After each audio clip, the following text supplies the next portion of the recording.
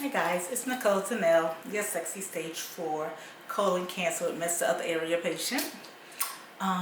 Today I actually went to go get my second Neupogen shot. A Neupogen shot helps as far as for you to build white blood cells. Because if it's too low, you're not allowed to do chemo. I did have to skip once. Recently I had to skip 1 week, but we just pushed it to the following week. But I didn't like doing that. So I wanted to make sure. The last time it was a little bit more than it was previously. So they had to cut my medication down to 75%, which I don't like. I like 100%. So today I went and got the second one. I got the first one on Friday when I went and had the pump DC. One thing I did forget on the other video was that I do have a catheter.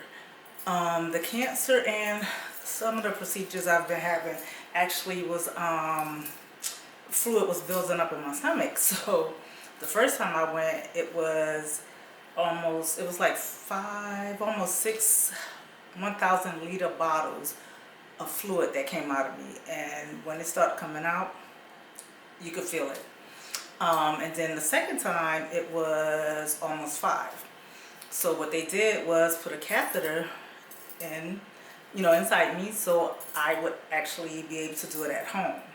So I don't do it as much, and I'm not having as much fluid build up since I've had the first 2. I do need to do it today because I haven't done it, I think 7 or 8 days, and I try to do it at least every Monday, but I didn't. I wanted to wait, so today is Wednesday, so I'm going to do that. But yes, the fluid was building up and it was looking like I was pregnant. I'm like, I don't even eat that much anymore, so I shouldn't be looking like that. And that was why when my oncologist, she did kind of like the test, you could hit it here and feel it over here, so then she knew it was fluid, but we just didn't know it was that much, so we don't want it to build up to that much again. So we do want to at least, she said, once a week or twice a week, depending on, if it's showing that it's full. I'm looking, and I have to look at the scale. If it shows that I've gained 5 or 6 pounds in a couple of days, and knowing I'm not eating that much, then I know there's fluid. So today I went in with my clothes on. It was like 165, so I already know with I'm like around 160, 159. So I'm going to check it today. I'm actually going to drain it because I do need to put new bandaging on it as well. So it's covered up. It's like a foam piece that's on your skin. And then the catheter, you wrap it around. Then you put gauze on top of it. And then you put a terraform. I always forget that word. But you put that on there to keep it covered. So, like, when you're taking your shower and all of that, you just can't, I can't do any pools. I can't hot tub. I can't, it's a lot of stuff. But, I'll be able to do it again as soon as that, the fluid stops building up. Then we can go ahead and have it removed, because yeah, I don't want to have this forever. But yeah, so I wanted to add that because I had forgot to add that last time. Wednesday, I don't go back to Wednesday when I get the chemo there, and then I leave home with the infuse system is what it's called, but it's the portable pump where I continue to get chemo for another 46 hours after I leave from getting it most of the day, like probably 5 hours at the infusion center. And last week I did get a blood transfusion, so that went well. Hopefully it's still well. We won't know until I go Wednesday and they run my blood and all of that, and then we can check and see how everything is going. But yeah, I just wanted to do this video to give you that information because I forgot to put it on the last video. So guys, if you have any questions, put it down in the comments or whatever. If you want to know more about my story, there's videos going back from when I first started, probably like a year after, because I wasn't doing anything like for the first year. There was so much going on, and it was